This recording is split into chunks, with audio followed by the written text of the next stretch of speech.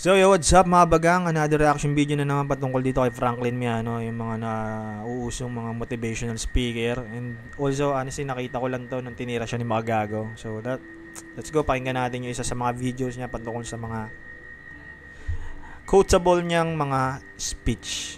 Let's go, guys. Kasi ang binibuild sa college at sa school, simula 7 years old ka hanggang 22 years old ka, ano ba ginagawa mo sa school? Pasok ka umaga, uwi ka hapon. Pasok ka umaga, uwi ka hapon. Pasok ka umaga, uwi ka hapon. Palagi. Sanay ka na. Para kapag naging empleyado ka, madali na para sa iyo. Kasi kapag nag-hire sila, kunyari ikaw, drop out ka, hinire kita. Kunyari, as a doktor, hinire kita sa ano ko, pero magaling ka, pero wala kang diploma. Nakatututo ka lang as a apprentice sa lola mong doktor, kunwari. Dahil doon, marunong ka na maging doktor. Pero Okay, yung example niya guys, medyo eki sa akin yun Yung doktor, hinire mo yung doktor na hindi tapos or walang lisensya, drop out, natuto lang sa kanyang lola. Eki sa akin yun. Pero mamaya, bigyan natin ng context yun. Pero ngayon, pakinggan mo natin pero wala kang diploma. Hinire kita. Pagka-hire kita, bigla ka na lang nawala. Meron ka pa mga pasyente. Bakit ka nawala? Dahil wala kang disiplina at wala kang motivation at wala kang, hindi ka sasanay na araw-araw pumapasok. Okay?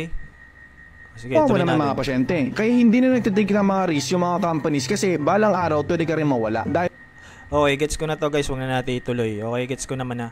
So, ang ibig niya nga sabihin na ayaw mag-take ng risk yung mga companies, okay, sa mga dropouts, sa mga hindi nakapagtapos. Gawa nga na hindi daw sila fully equipped yung katawan nila para pumasok ng 8 to 9 hours na work.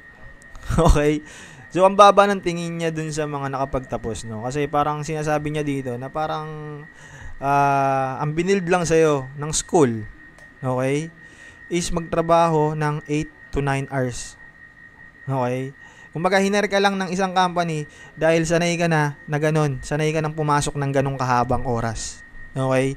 Hindi niya kino-consider na yung experience mo, hindi niya kino-consider yung good records mo. Basta sa kanya, hinahire ng mga companies, yung mga empleyado, dahil equipped sila, sanay sila na pumasok ng 8 to 5 or bibihin na natin ng 8 to 9 hours. Okay, yung 8 to 5 kasi 8 AM to 5 PM, ganun mostly, okay?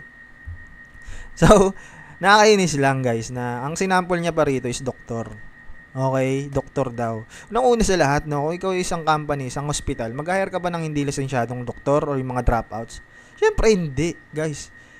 'Di ba? Isaalang-alang mo ba yung mga kalusugan ng mga pasyente mo? Okay. Kumbaga, mas priority mo bilang isang head ng hospital or ikaw yung presidente or ikaw yung may-ari ng hospital, mas inalang-alang mo, okay, na mag-hire ng mga professional kasi sanay silang pumasok ng 8 to 9 hours. Okay?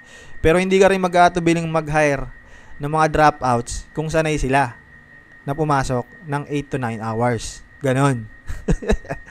So, pag sinabi ng isang dropouts na, hindi, kaya ko yan, bossing. Okay? Kaya kong magtrabaho ng 8 hours to 9 hours. Okay? So, i-hire mo. Ganon. Ganon yung context na gusto mong palabasin. Which is kalokohan, guys. Unang-una, di ba? Pagdating sa mga ganyan, sa mga doktor na yan, no? So, bawal na bawal kang mag-hire ng mga ganyan. Alam ko lang kasi guys, di ba, may mga doktor, may mga professional na ganyan na walang lisensya pinaguhuli. Okay? Nababalitaan nyo ba yan? Alam ko nababalita sa TV yan.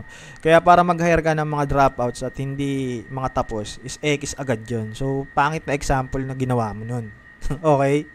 And also, yung tingin niya nga na parang hindi nagre-reach yung mga companies sa mga dropouts. Kasi ang tangi lang gusto ng mga companies is pumasok ka ng 8 to 9 hours. Okay? Ganun kababa yung tingin niya dun sa mga nakatapos, no? Hindi niya tinitingnan yung skill set, hindi niya tinitingnan yung experience, hindi niya tinitingnan yung good records. Okay. So, yun lang guys, no? Para sa'yo, Franklin Miano, hindi ko alam kung bakit parang galit na galit ka sa mga nakadiploma. Sa mga may hawak ng diploma, pero yan, no? Nasa inyo pa rin yan, guys, no? So, comment down below kung agree ka ba sa mga sinabi ko or hindi.